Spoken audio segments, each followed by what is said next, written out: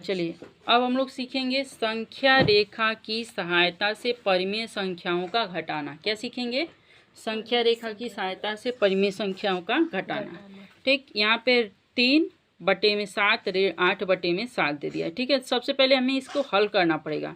तो हल करेंगे तो इसका दोनों का हर सेम है, यानी 8 में से जब 3 को घटा देंगे तो कितना आ जाएगा? 5 आएगा। 8 ऋणात्मक संख्या है, बड़ी है, इसलिए ऋण 5/7 हो गया। ठीक, अब इस तरह से संख्या रेखा खींचेंगे। क्या खींचेंगे? संख्या रेखा पहले बना लेंगे और इस पे जो है कि 0 के एक साइड दाहिने साइड आप जो है कि 1/7 से लेकर के 1/7 जहाँ तक संख्या नोट करना चाहें कर लेंगे, और इधर ऋणात्मक 1/7 से लेकर के ऋणात्मक 8/7 तक आप बना सकते हैं। ठीक है, इस तरह से बना लेंगे।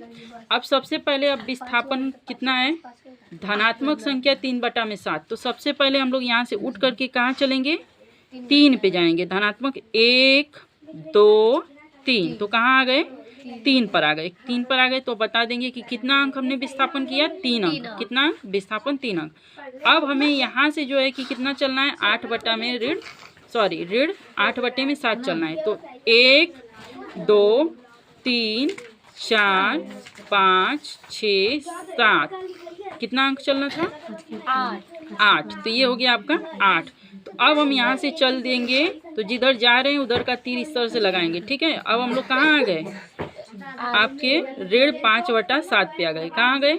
5 और यह कितने स्थान का हमने विस्थापन किया? 8 स्थान का। गिन लीजिए, 1 2 3 4 5 6 7 8, हमने 8 अंक विस्थापन किया। ठीक, तो अब नीचे से देख लेते हैं कि 0 से हमारा विपरीत दिशा में कितना विस्थापन हो रहा है। तो 1 2 3 4 5, तो 5 स्थान जब अगर हम 0 से बाएं साइड में अगर विपरीत दिशा में जा रहे हैं तो हम कितने पे पहुंचे हैं? ऋण 5/7।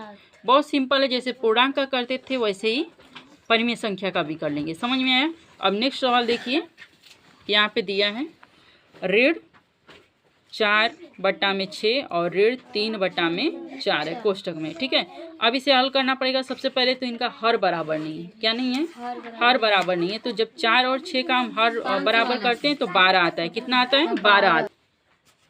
तो हर बराबर कर लिए, कितना आ गया? 12। अब 6 से इसमें भाग कर देंगे तो 6 दूना के 12 और 2 चौके 8 हो गया। ऋणात्मक संख्या है तो ऋण लग गया, और यहाँ पर भी ये ऋणात्मक संख्या है। 4 3 12, 3 3 9। अब इन दोनों को अगर आपस में ऋण संख्या, ये भी ऋणात्मक है, तो ये रियल में दोनों क्या हो जाएंगे? जुड़ जाएंगे। तो 8 और 9 को आपस में जोड़ेंगे तो 17 होगा। 17 में कितना आ गया? 12 आ गया।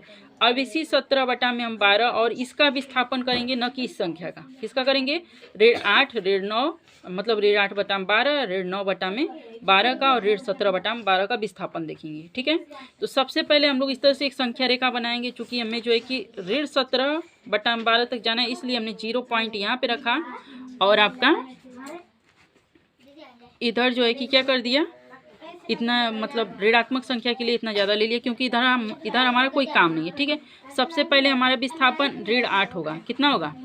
तो इस 0 से गिनेंगे, 0 को छोड़ करके 1 2 3 4 5 6 7 8, तो हम ऋण 8/12 पे आ गए। कहाँ आ गए? ये कितने स्थान का विस्थापन हुआ? 8 स्थान का, वो भी विपरीत दिशा में, ऋणात्मक दिशा में हुआ है। 1 2 3 4 5 6 7 8। ठीक है, इसके बाद हमें ऋण 9 विस्थापन चलना है। कितना चलना है?